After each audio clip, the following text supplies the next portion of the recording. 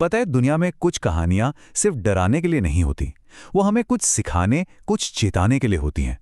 और आज हम एक ऐसी ही कहानी की दुनिया में चलेंगे, भारत के बिहार राज्य की एक बहुत ही दिल दहला देने वाली लोक कथा।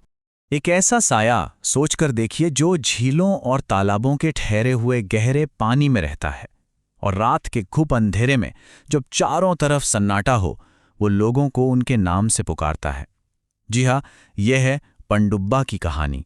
एक ऐसा अलौकिक जीव जिसकी कहानियां सुनाकर बिहार में माँ बाप न जाने कितनी पीढ़ियों से अपने बच्चों को पानी से दूर रहने की चेतावनी देते आए हैं। मगर सवाल यह है कि क्या होता है जब कोई इन चेतावनियों को, इन कहानियों को बस यूं ही नजरअंदाज कर देता है। आज की हमारी कहानी एक ऐसे ही नौजवान की है जिसने इस लेजेंड को महज एक डरावनी कहानी समझकर भुला दिया।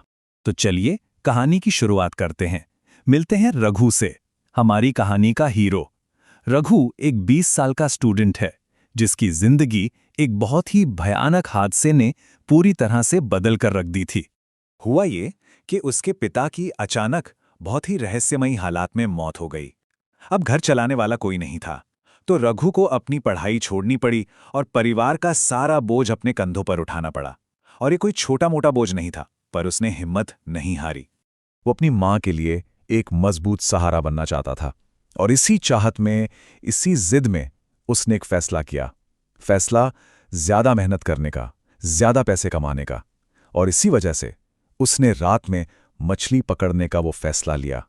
एक ऐसा फैसला जो उसकी जिंदगी को हमेशा हमेशा के लिए बदलने वाला था। तो अब रघु अपनी पहली रात की तैयारी कर रहा था। पहली बार रात में झील पर जाने वाला था।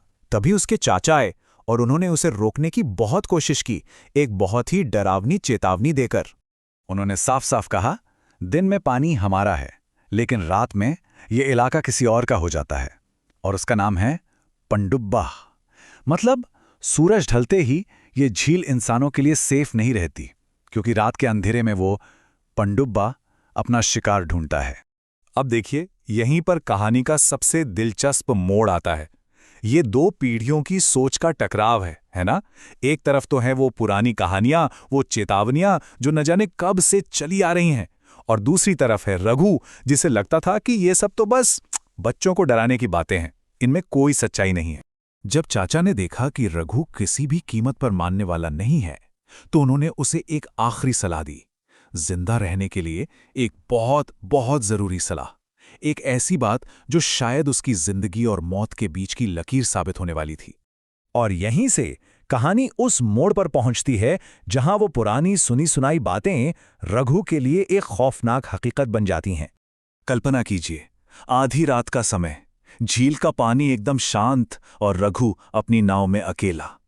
काम लगभग खत्म हो चुका था, वो बस घर लौटने की सोच ही रहा था कि तभी उस खामोशी को एक आवाज ने चीर दिया। एक ऐसी आवाज जिसने उसकी रूह कंपा दी।